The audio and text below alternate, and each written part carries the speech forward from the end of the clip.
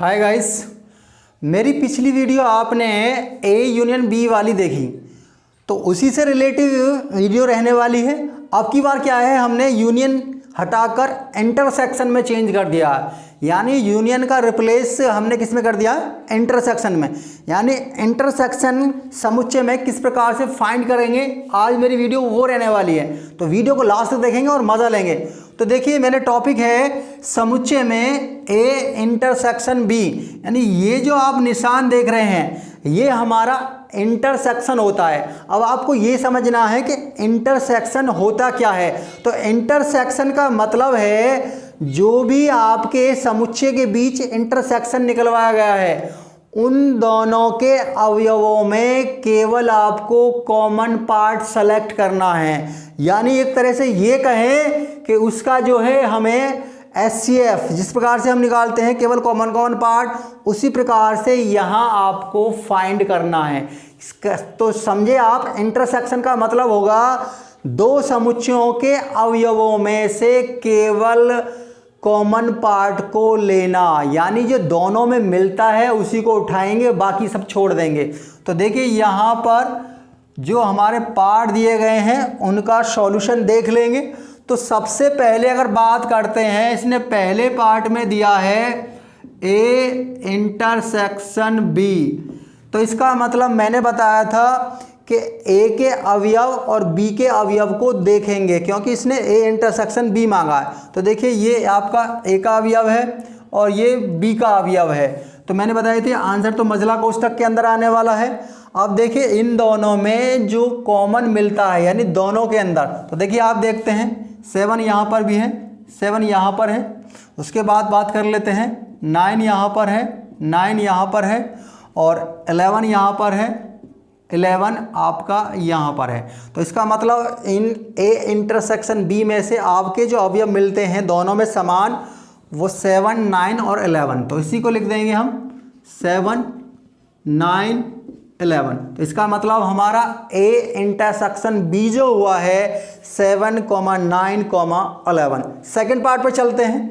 तो देखिए, second part इसने बोला है कि बी इंटरसेक्शन सी। इसको देख लिए दूसरे मेथड से मैं आपको बता देता हूं। अगर आपको डायरेक्टली समझ में नहीं आ रहा है तो उसका हम सेकंड पार्ट भी देखेंगे बहुत इजी मेथड से। उसके लिए आपको क्या करना पड़ेगा, जो पहले नंबर पे है उसका सेट रख लेंगे। तो बी है, तो बी का है आपका, देखिए यहाँ 7, 9, 11 और 13।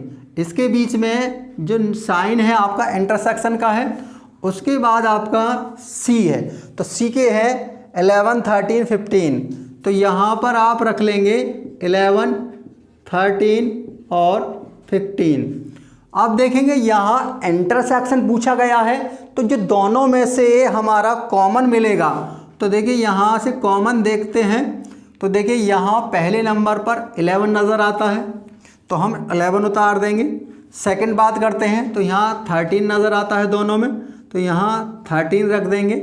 अब हमें कॉमन पार्ट कुछ नज़र नहीं आता, तो इसके लिए हमारा जो बी इंटरसेक्शन सी है वो 11, 13 हो जाएगा। चलिए नेक्स्ट पार्ट पे चल लेते हैं, थर्ड पार्ट पर।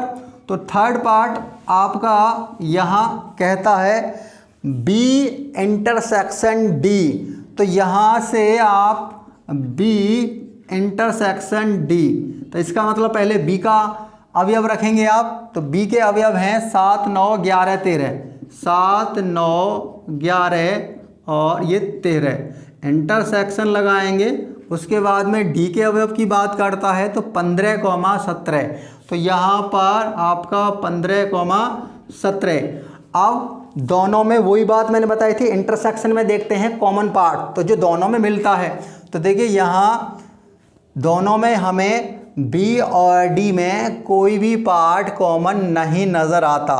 तो यहाँ देखिए बी वाले पार्ट में देखेंगे और डी वाले पार्ट में, तो यहाँ से कोई नहीं नज़र आता। तो यहाँ से इसका मतलब ये रिक्त समुच्चय है, यानी खाली समुच्चय रह जाएगा। तो यहाँ हमारा बी इंटरसेक्शन डी जो होगा खाली होगा, क्योंकि कॉमन नज़र नहीं आया। और जो खाली होता है तो उसे हम नाम देते हैं एम्प्टी सेट यानी रिक्त समुच्चय।